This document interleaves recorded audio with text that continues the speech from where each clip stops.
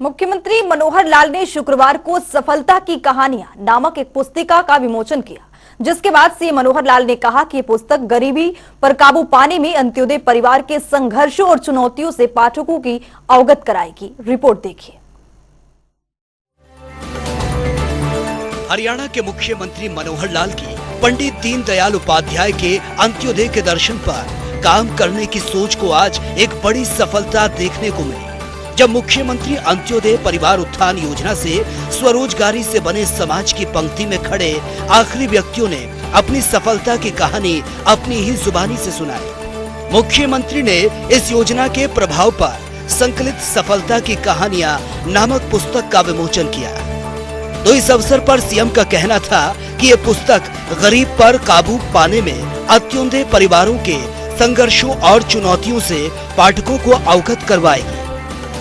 मुख्यमंत्री का मानना है कि गरीब से गरीब व्यक्ति के चेहरे पर मुस्कुराहट लाना ही उनका लक्ष्य है। सामाजिक न्याय एवं अधिकारिता विभाग की ओर से उपलब्ध आंकड़ों को सूचना, जनसंपर्क एवं भाषा विभाग की ओर से संकलित पुस्तक में योजना के लाभ पात्रों की सफलता की कहानी में भिवानी की 19 साल की मोनिका ने अपने पिता की मृत्यु के तुरंत बाद एक छोटी डायरी इकाई शुरू की और अपने परिवार की जिम्मेदारी को उठाया। इसके साथ ही बेरोजगारी से जूझ रहे अंबाला के अमनप्रीत ने अपना कॉमन सर्विस सेंटर शुरू किया और नौकरी तलाशने वालों से एंटरप्रेन्योर बन गए।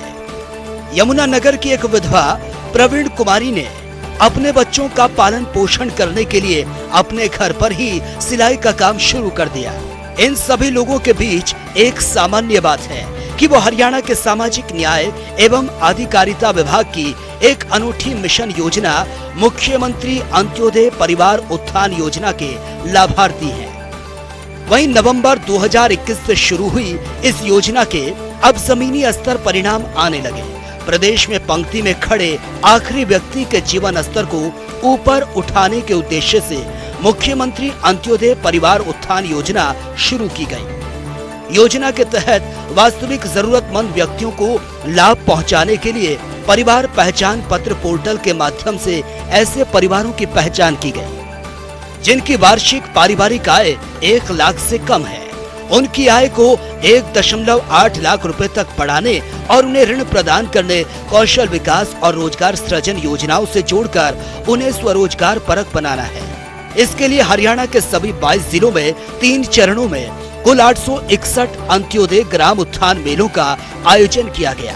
मेले के लिए चिन्हित एवं आमंत्रित किए गए 3,35,344 लाभार्थियों में से 1,36,130 लाभार्थी मेलों में उपस्थित हुए और विभिन्न ऋण आधारित योजनाओं, कौशल विकास प्रशिक्षण और रोजगार सृजन योजनाओं के तहत 76,454 लाभार्थियों के आवेदन सैद्धांतिक रूप से स्वीकृत किए गए और 32,743 लाभार्थियों के ऋण स्वीकृत किए गए, जिनमें से 14,000 लाभार्थियों को ऋण वितरित किए जा चुके हैं।